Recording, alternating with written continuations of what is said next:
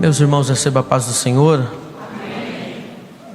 Abra sua Bíblia, Evangelho segundo escreveu Marcos,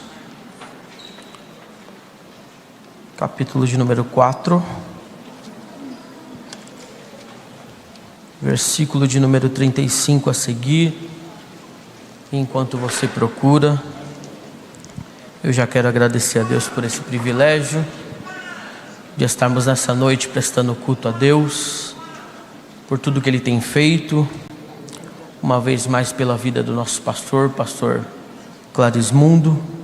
Deus continue abençoando sua vida, pastor, família e ministério, com muita saúde. 61, pastor? Por enquanto, amém, amém. Deus continue te abençoando. As felicitações da minha casa, da minha família. Eu confesso que eu estou um pouco constrangido, meus irmãos, porque o Diego combinou com todo mundo, Paulinho, esqueceu de combinar com o pregador, que o tema estava em Salmo 23, mas não se preocupa não, pastor, eu vou dar um jeito de arrumar alguma coisa para colocar um pastor, uma ovelha, um Golias aqui na mensagem, tá bom? Marcos 4:35, todos encontraram? Deus tem uma palavra para o seu coração, amém? O culto não acabou. Eu vou repetir, o culto não acabou. Amém. Deus tem comida para a tua vida. Você vai sair essa noite alimentado pela palavra de Deus. E naquele dia, sendo já tarde, disse-lhes: passemos para o outro lado. E eles, deixando a multidão, o levaram consigo, assim como estava no barco. E havia também com ele outros barquinhos. E levantando-se grande temporal de vento, e subiam as ondas por cima do barco, de maneira que já se enchia. E ele estava na popa, dormindo sobre uma almofada. Então o despertaram, dizendo: Mestre, não te importa que pereçamos? E ele, despertando, repreendeu o vento e disse ao mar: cala-te, aquieta-te. E o vento se aquietou, e houve grande bonança. E disse-lhes: por que sois tão tímidos? Ainda não tendes fé?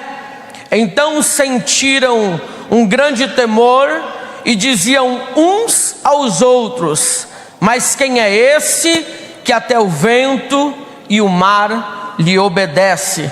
Antes de você tomar assento, a parte B do versículo 41, na contagem de 3, eu queria que todos bem forte respondessem esse texto bíblico, ou a parte B do versículo 41.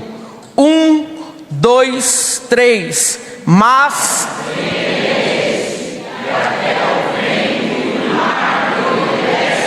tome o seu assento glorificando ao Senhor. Júnior, nos ajuda por gentileza?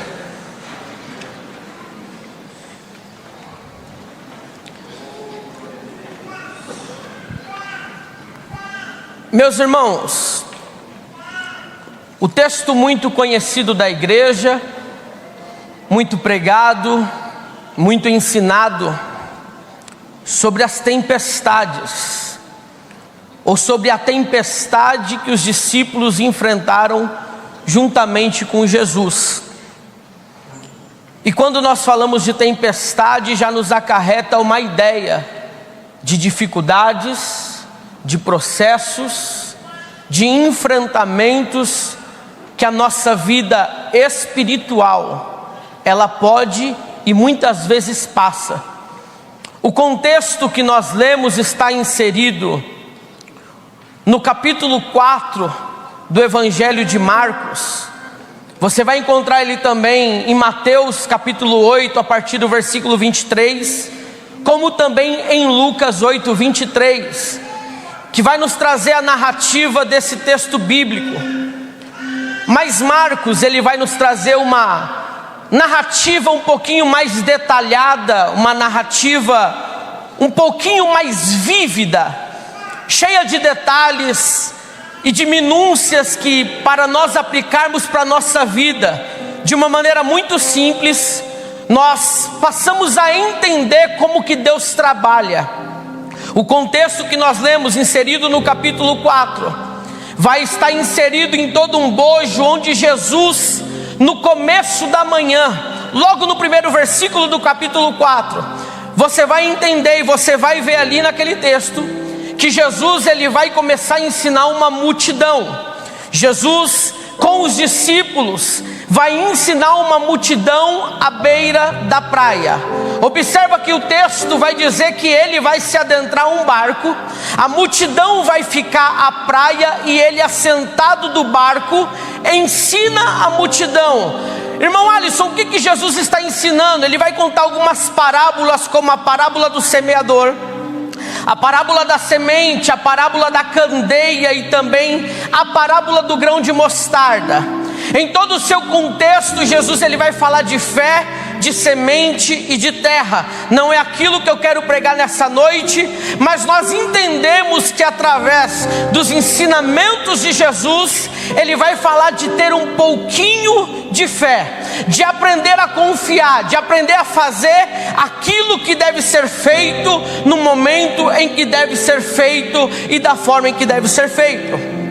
No contexto, Jesus está assentado dentro da embarcação, dentro de um barquinho, de maneira que a multidão está na praia e Jesus está usando o vento que quebra as ondas na praia para poder ensinar a multidão e apregoar a sua palavra. Observa como era a sabedoria e a inteligência de Jesus. Jesus ensinava usando o vento ao favor que quebrava as ondas da praia, de maneira que a sua voz era ecoada, a ser ouvida pela primeira pessoa que estava na multidão, até a última que estava lá no fundo da multidão. Eu vou mostrar algo simples e objetivo aqui para a sua vida. Jesus já começa ministrando e pregando para a multidão, ensinando a ela a aprender a usar o vento que quebra as ondas na praia ao favor daquilo que ele está ensinando. Ele usa o vento ao favor daquele que é o propósito. E muitas vezes, quando nós falamos de vento, nós achamos que é algo que vai nos destruir, que é algo que vai nos matar, que é algo que vai nos parar.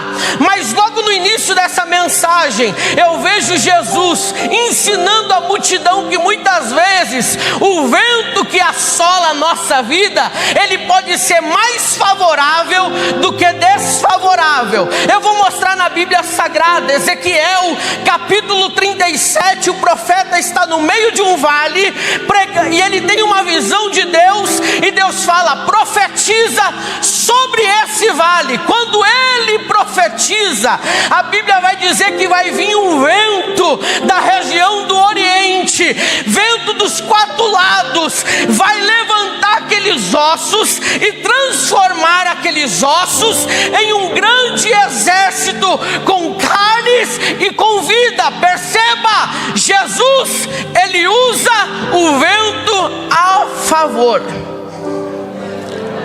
E como que você está usando o vento em favor da tua vida? Jesus ele está ensinando a multidão. Jesus ele está pregando para a multidão. E ele passa o dia inteiro ensinando a multidão. O dia começa a passar, a tarde chega, todos estão cansados, inclusive os discípulos, inclusive o próprio Cristo.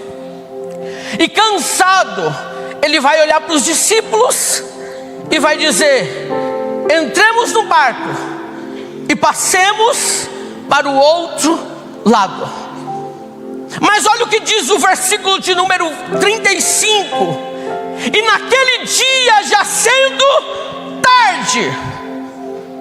Dá uma conotação de tempo, dá uma conotação de período, dá uma conotação de dia específico e momento específico. E naquele dia, sendo já tarde, como estão os discípulos? Cansados. Como está Jesus? Cansado. Mas ainda assim, naquele contexto de sendo já tarde, Jesus vai lançar uma proposta para eles. Talvez você entrou aqui essa noite imaginando que o tempo da sua vida já está tarde demais para viver algo novo da parte de Deus. Talvez você está como esses discípulos, escutou toda a parte teórica, mas não sabe mais o que fazer. Passou o dia inteiro escutando Jesus ensinar, mas está na hora de colocar em prática. Está tarde, nada vai mudar na minha vida. Está tarde, as portas não se abrem mais. Está tarde, o meu casamento não tem mais solução. Está tarde, eu estou velho demais para cursar uma faculdade, um curso técnico, e quem sabe ser alguém na vida. Está tarde. Talvez você entrou aqui pensando que o tempo da sua vida já está escasso. Mas aí vem Jesus, por essa palavra, já sendo tarde, Ele olha para os discípulos e diz: passemos para o outro lado. Jesus tem uma proposta nova para a tua vida. Jesus tem uma novidade para a tua vida. Jesus tem algo novo para a tua vida. Jesus tem coisas novas ainda a realizar na sua vida. Ele não trabalha no nosso tempo, Ele trabalha no tempo dEle, e o tempo dEle é perfeito. Já sendo tarde, está na hora dos discípulos sair da teoria e começar a viver a prática. Não adianta a gente entra semana, sai semana, entra meses e sai meses. Viemos para o culto, desculpa o meu linguajar simples, batemos cartão, ficamos 2 horas no culto, oramos, cantamos, lemos a Bíblia, e aquela rotina. Nós falamos um pouco disso na escola bíblica dominical, aquela engrenagem mecânica. E não é que nós estamos errados, é porque nós estamos mais acomodados na teoria da praia do que na prática do alto mar.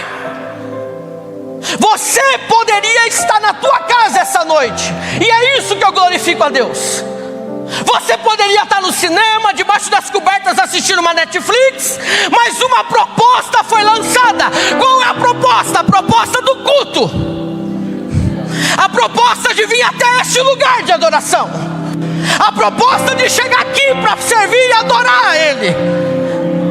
Então eu entendo que essa proposta não pode ser perdida nessa noite. É por isso que eu ensinei com as minhas palavras: o culto ainda não acabou. O culto ainda não acabou.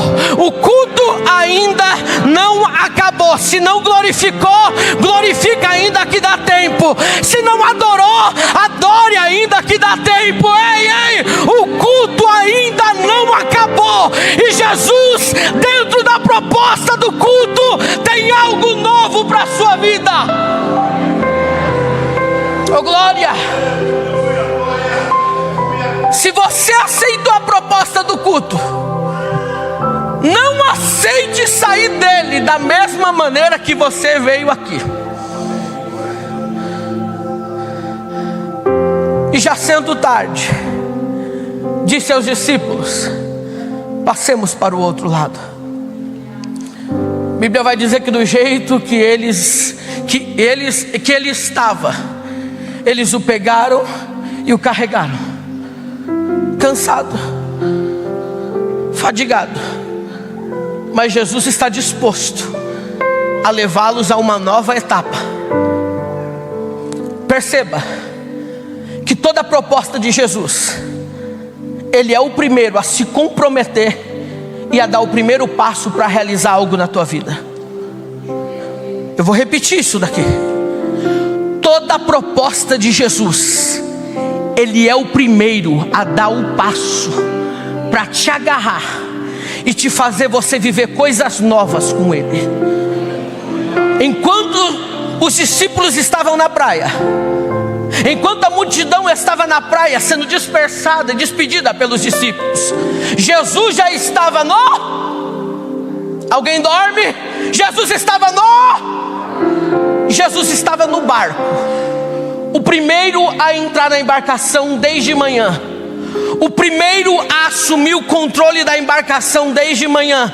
E toda vez que Jesus ele toma uma iniciativa diante da minha e da tua vida, o segredo é você descansar que mesmo que você ainda não esteja no ambiente que ele está, fique tranquilo que Jesus vai fazer essa proposta, vai lançar ela sobre a tua vida e vai te trazer para perto da onde ele quer que você esteja.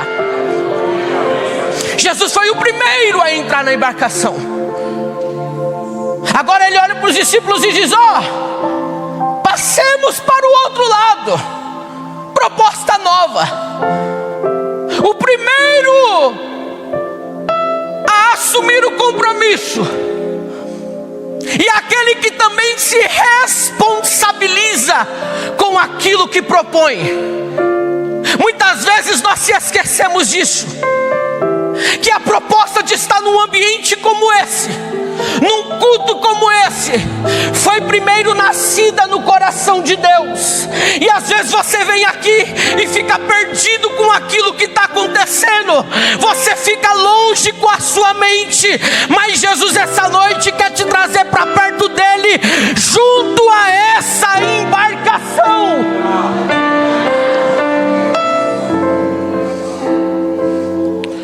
Passemos para o outro lado. Outra coisa, Jesus ele propõe uma rota, porque quem tem o comando da embarcação também tem a direção que ela vai ser guiada. Você pode ter entrado aqui essa noite, já vou terminar a mensagem rápida e objetiva. Você entrou aqui nessa noite talvez perdido na tua direção, e já foi falado que o bom pastor ele guia, ele direciona. Talvez você entrou aqui e não sabe qual decisão tomar. Sabe o que isso demonstra? Demonstra que mesmo que você acha que tem o controle, você não tem o controle da situação. Que mesmo que você acha que essa embarcação chamada vida é você que governa ela, não é você que governa ela, porque aquele que nos chamou, ele mesmo traça a direção e diz: nós vamos passar para o outro lado. Eu dou a direção da onde nós iremos caminhar. E muitas vezes não vivemos coisas grandes, porque queremos traçar a nossa própria rota. Muitas vezes deixamos de viver coisas extraordinárias, porque confiamos mais na nossa capacidade de ter o remo da mão, enquanto Cristo tem o leme da embarcação completa. 3 remadas você cansa, 5 remadas fora do normal você já quer desistir. É por isso que o controle não está na tua mão. É por isso que a direção quem não traça, ou quem traça não é você. É por isso que o sentido do barco é um só, e quem direciona a embarcação é Cristo. Porque se dependesse de mim e de você, a embarcação já tinha afundado há muito tempo. Os discípulos entram, e talvez eles devam ter pensado: é só mais uma travessia. Talvez eles devam ter pensado: é só mais uma noite tranquila, em céu de brigadeiro, em alto mar. Não parece assim a nossa vida espiritual? Tem dias que a praia nos dá uma sensação de calmaria. Tem dias que o nosso barquinho está atrelado, ancorado na praia, e a gente tem aquela sensação de tudo tranquilo. Mas barquinho que não enfrenta a tempestade não tem experiência. cristão que não entra dentro de fornalha não cultua só eles três com Cristo lá dentro. As experiências ardilosas da vida têm o poder de me levar para perto dele quando eu estou longe, acomodado. A praia é mais seguro. Eu estou sentindo graça de Deus. A praia é mais tranquilo. Na praia as coisas estão no meu controle. Na praia eu não cresço, mas também não retrocedo. Na praia está aquele bom e velho cristão. Eu deixo como que está só para ver como é que fica. Vida insossa, sem experiências, sem testemunho. Aí Deus resolve te pegar, pedir para você entrar no barco que você nunca devia ter saído, e te chama para uma proposta de travessia, que ao teu pensamento vai ser normal. Era para ser normal. Na teoria, eu conheço esse caminho. Aí no meio da travessia, diz a Bíblia que o vento, ele vai se levantar.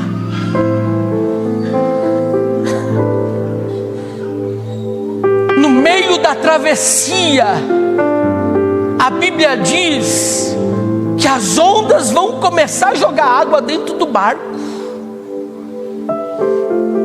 Vida cristã, onde eu acho que vai ficar tudo bem, quando tudo começa a ficar ruim, difícil. Os discípulos começam a ver o tempo fechando, a noite escurecendo, e eles devem ter pensado: veio uma chuva tranquila por aí. Quantas chuvas nós já tomamos aqui durante a noite pescando? O vento começa a ficar mais gelado, mais intenso. Quantas vezes o vento já bateu na minha porta e eu sei como é que é, vai ser tranquilo. Proposta de travessia. Mas a intensidade começa a aumentar.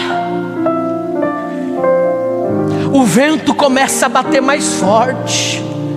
As ondas que estavam só quebradiças no lombo do barco começam a ficar altivas, a ponto de jogar a embarcação de um lado para o outro. Água começa também a entrar na embarcação. Na onde está aquele que propôs a travessia? Dormindo no barco. É quando a enfermidade assola a tua casa e você não está esperando por ela. É só um mal-estar. Vou fazer uns exames, vou tomar medicação e vai acabar tudo bem. É só o desemprego. Rapaz, fui dispensado, mas o meu currículo é muito bom. Vai ser pouco tempo que vou ficar parado. A crise começa a assolar dentro de casa, onde a família começa a desentender. É só algo mal interpretado, vai ficar tudo bem. Proposta de travessia. Ninguém está esperando pela tempestade. Aí você pega o exame médico e diz: ficou difícil agora. Aí você começa a ver as suas finanças tomando uma proporção que não era para tomar. Você começa a se desesperar. Os relacionamentos já não são mais o mesmo. Cadê aquele que propôs a travessia? precisamos entender, porque Ele não disse no começo da praia: passem para o outro lado, vão vocês até o outro lado. Ele disse na praia: passemos para o outro lado. Ele garantiu a presença dele dentro da embarcação. Ele garantiu que ele estaria junto no meio da embarcação. Mas você está gritando de desespero e Jesus está dormindo. Você está cansado de remar e parece que Jesus, o silêncio dele, nos dá a entender que ele está cochilando. Eu lembro-me quando a minha esposa, ela fez um primeiro exame. Ela começou a sentir dores no corpo, dores no corpo, dores no corpo, dores no corpo. E daquelas dores comuns de mulheres: tô com dor aqui, tô com dor aqui, tô acolá, tô com enxaqueca. Isso começou a se estender. De repente não conseguia se levantar da cama. De repente, atrofiada, não conseguia ir até o banheiro para urinar. A minha esposa está ali atrás. E a gente começa a entender que a proposta da travessia nem sempre é calma e de calmaria. Faz exame, passa por médico, não se encontra, não tem diagnóstico, vai por cá, vai acolá e não encontra uma saída. Estou falando da minha esposa, mas prega a Deus nessa casa por essa palavra, que tem pessoas aqui na mesma situação de saúde. É os enfrentamentos diários que as coisas não acontecem e não encontram a solução, a ponto de ficar 2, 3 dias atrofiadas em cima de uma cama. É as travessias da vida, é as propostas que Deus nos dá para ir até a próxima fase. Nós só queremos o ouro do outro lado. Nós só queremos o pote de ouro do outro lado do arco-íris. Mas nós queremos de uma maneira fácil, e Deus não dá nada fácil. Ele vai nos tirar da zona de conforto para nos levar até o outro lado. Ele vai mexer na nossa estrutura espiritual, a ponto de clamarmos por Ele intensamente e Ele ficar em silêncio. Descobrimos que ela tinha artrite reumatoide, síndrome de Sjögren. O nome é bonito, mas as medicações que se toma, começava com 30 comprimidos por dia, e ia todos os dias, tomava aquele coquetel. Quantas vezes eu vi ela chorando, pedindo graça para poder trocar a própria filha? Quantas vezes vi a minha esposa chorando em cima de uma cama, querendo só levantar e caminhar? São as travessias da vida, é os momentos que passamos, e não que sejamos, mas muitas vezes Deus precisa mexer na nossa estrutura, nos tirar do comodismo. E deixa eu falar profeticamente essa noite aqui: Ele vai fazer isso.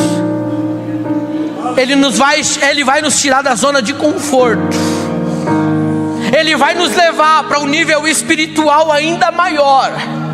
tirar dessa monotonia que muitas vezes nós vivemos, dessa mecânica que às vezes nós vivemos, mas Ele tem uma palavra profética: passemos para o outro lado. Na minha proposta que eu faço sobre a tua vida, eu vou do teu lado, eu caminho contigo, eu te sustento, eu te dou força, eu te ajudo.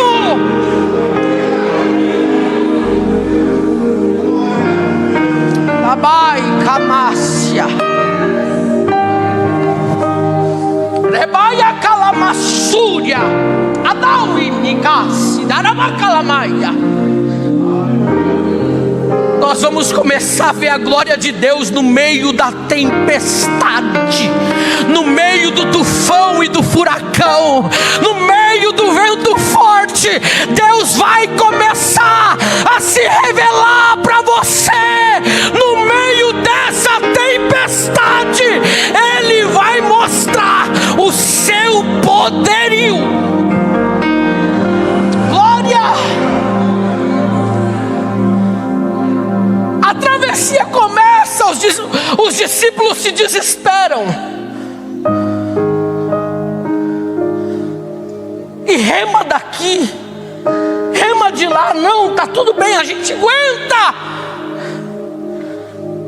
A ponto que eles começam a falar: nós vai morrer aqui, nós vai ficar no meio desse mar, no meio dessa imensidão de águas, a gente vai morrer e ninguém vai ver a gente morrendo.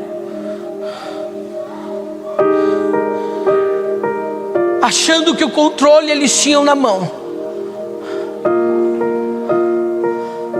achando que estava tudo passível às mãos deles, eles estão remando. Eu fico perguntando: será que Jesus, dentro da embarcação, dormindo, não sentiu o vento forte no corpo, no rosto, na cara? Será que a mesma água que molhava os discípulos também não molhava Jesus? O ambiente que eles estavam, Jesus também estava. O que eles estavam vivendo, Jesus estava vivendo com eles. O texto vai dizer que nessa travessia também tinha outros barquinhos. Só que eu não consigo, Paulinho Barreto, imaginar que a tempestade só veio para quem era crente. O vento forte selecionou: onde está Jesus? Aquele barquinho ali. Os discípulos: não, então vamos fazer chover só ali, vamos assolar só aquela embarcação. Por eles serem bonitinhos demais, ajeitadinhos demais, vamos mexer só ali. Não, a embarcação também atingiu outros barquinhos, porque haviam outros barquinhos na travessia. Uma outra lição rápida que eu quero deixar para os irmãos é que a gente tem que, desculpa o termo, tá bom? Não vim aqui para dar lição de moral para ninguém. A igreja tem pastor, nosso pastor, mas pelo temor da palavra, a gente tem que parar com mimimi de achar que só a gente que é crente enfrenta dificuldade, só a gente passa tribulação, só a gente enfrenta desemprego, só a gente fica doente. A gente tem que parar de ser vítima mediante ao Deus que nós temos. A gente tem que parar de murmurar mediante aquele a quem prestamos culto, porque é fácil demais se lamuriar. Cá entre nós, minha esposa me conhece, eu não gosto de ficar perto de gente pessimista. Eu não gosto. Tem esse jeitão aqui, mas eu sou pra cima, eu sou brincalhão, eu sou animado, gosto de brincar. você chega perto da pessoa, ela está falando mal de tudo, chorando por tudo. E aí você olha, é crente, lavado e remido no sangue de Cristo. O governo está assim, o desemprego está assado. Meu filho, viva a tua vida intensamente com Cristo. Viva a intensidade da travessia com Cristo. Dentro desse monte de barquinho que está prestes a afundar, o seu tem a presença do capitão por excelência. O nosso tem Cristo na popa, dando segurança, controlando a embarcação. E o descanso dele no barco é o que me atrai. Porque se eu e você tivéssemos o controle, ou tivéssemos o controle das muitas circunstâncias que a vida nos favorece, ou nos coloca à imposição, a gente ia dormir até meio-dia. Ia ser água de coco e sombra fresca.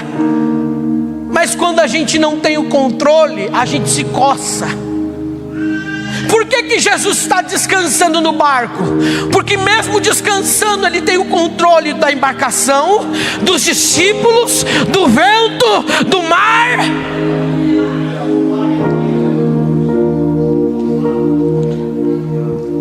Água não acorda Cristo. O vento não acorda Cristo. O desespero dos discípulos também não acorda Cristo. Cristo só se levanta no meio da tempestade na hora que alguém clama a Ele.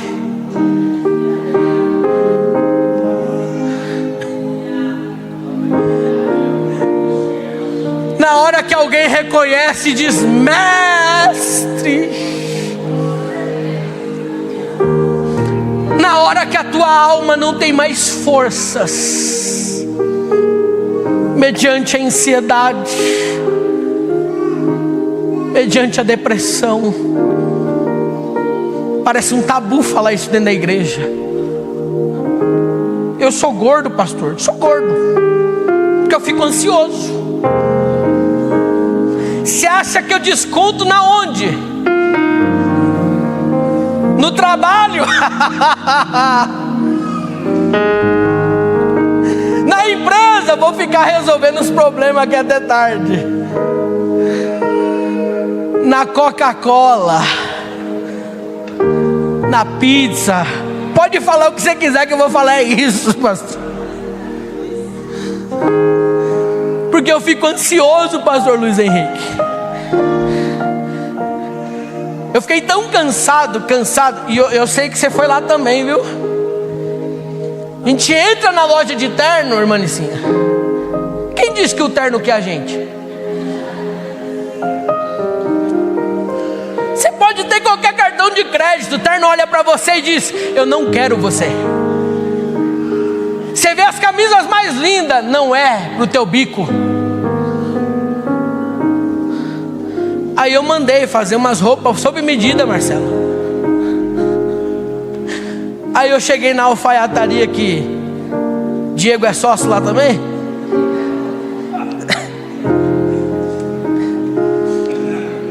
Hora que eu vesti a roupa, falei: nossa, emagreci.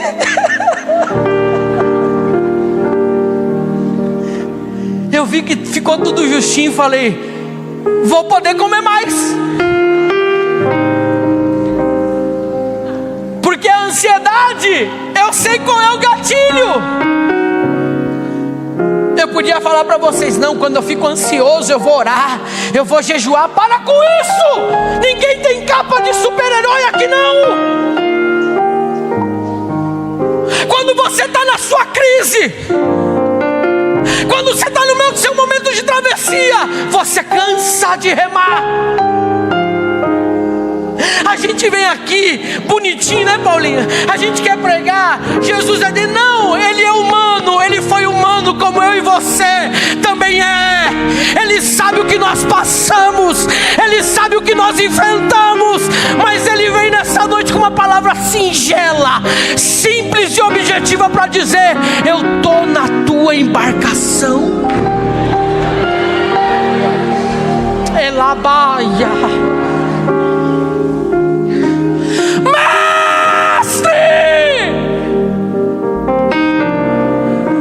Não te dá que pereçamos.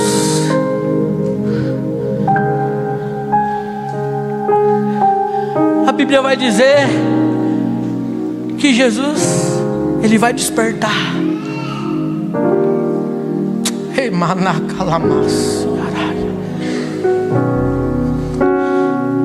A Bíblia vai dizer que Ele vai se levantar da onde Ele estava, na popa do barco, descansando. E Ele não vai questionar os discípulos, porque feita a proposta, Ele sabia da estrutura de cada um deles. Estou concluindo. Você veio para esse culto com Cristo, conhecendo e sabendo a tua estrutura de dentro para fora. O Salmo 139 diz: Senhor, Tu me sondas e me conheces, ainda que alguma palavra seja formada em minha boca, Tu conheces. O Salmo 42, o salmista diz assim: assim como o servo brama pela corrente das águas, assim a minha alma, ó Deus, suspira por Ti. A minha alma tem sede, sede do Deus vivo, do Deus vivo, do Deus vivo, do Deus vivo. A minha alma tem sede do Deus vivo, do Deus vivo que está no teu barco, do Deus vivo que está no teu barco, do Deus vivo que está no teu barco.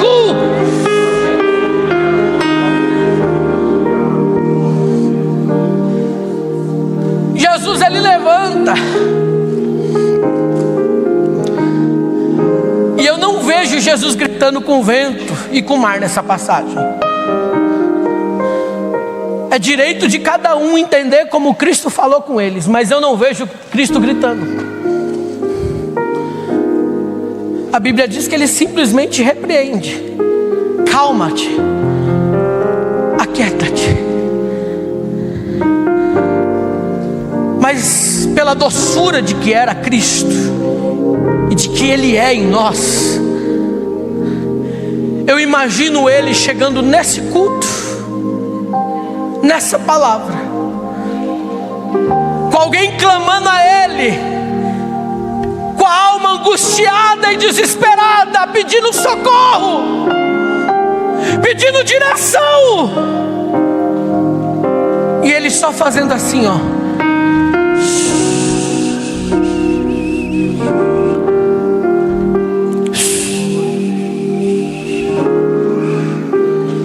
Eu encerro aqui. Curva sua cabeça por 1 minuto. Por 1 minuto.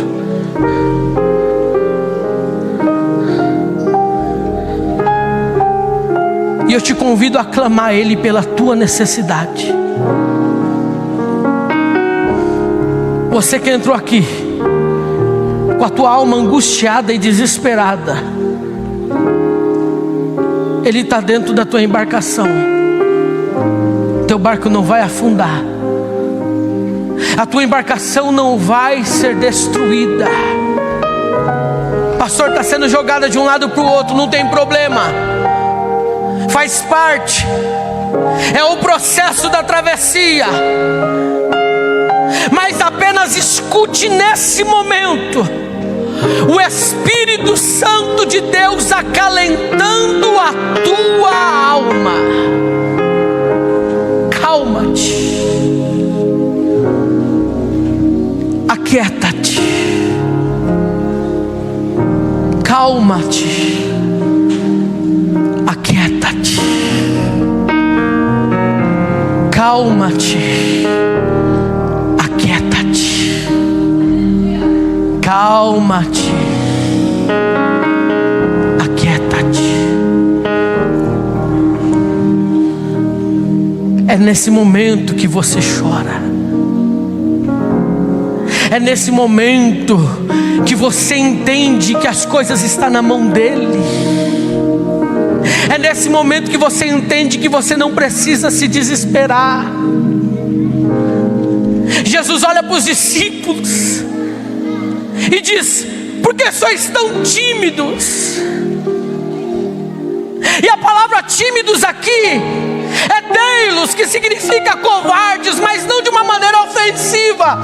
Jesus está olhando para eles e dizendo: por que vocês estão agindo covardemente diante da situação? Enfrenta. Deus está falando para alguém aqui: enfrenta essa situação. Enfrenta essa situação. Eles olham uns para os outros e diz: quem é esse? Quem é esse? Quem é esse? A gente é tão crente que a gente já viu de tudo, não é verdade? E de repente Deus faz algo novo e a gente olha e vê: quem é esse? Que até o vento e o mar lhe obedecem. Quem é este?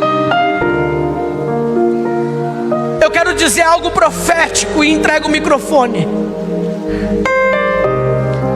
Nessa tempestade, você vai conhecer Deus de um jeito que você nunca conheceu. Nessa circunstância, você verá a mão de Deus como você nunca viu. Se coloca de pé por um minuto.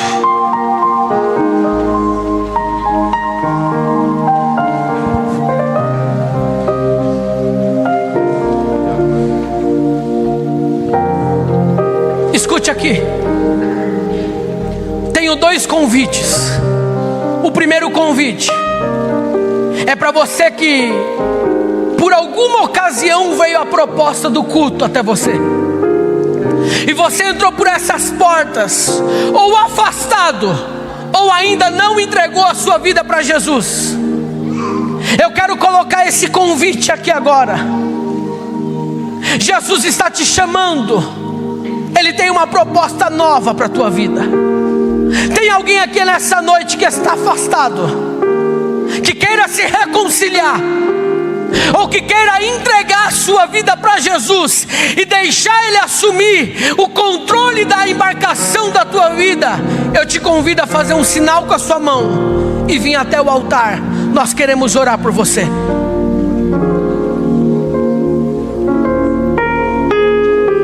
Tem alguém? Eu tenho um segundo convite para que nós possamos orar. Tem alguém aqui que entendeu essa palavra e entendeu que ela falou na tua alma, dizendo: é minha essa tempestade, é minha essa proposta, é minha essa travessia. Eu queria que você saísse do seu lugar, se isso não lhe constranger, e viesse até o altar. Nós queremos orar pela tua vida. Tem alguém aqui que entendeu que essa palavra falou contigo, sem constrangimento algum, porque estamos em família, nós estamos em um dia de festa. Venha sem constrangimento nenhum. São as tempestades da vida São os momentos de açoites do mar adentro, que estamos sozinhos no nosso entendimento, mas Cristo está no controle do nosso barco. Venha sem constrangimento. E a noite chega, Tu és quem me guia. Venha, venha, venha. Me alcançar, Tu és meu abrigo. Se o mar me submergir, a Tua mão me traz à tona pra respirar. Venha, venha, que Deus tem calmaria e bonança pra tua alma. Venha, venha, venha. Eu não sou de insistir, eu sou uma pessoa prática e objetiva, mas o Espírito Santo me conduz a dizer que tem mais pessoas precisando estar aqui. Venha, venha. Nós precisamos orar, mas venha. Elevada, calme, minha salve. Venha.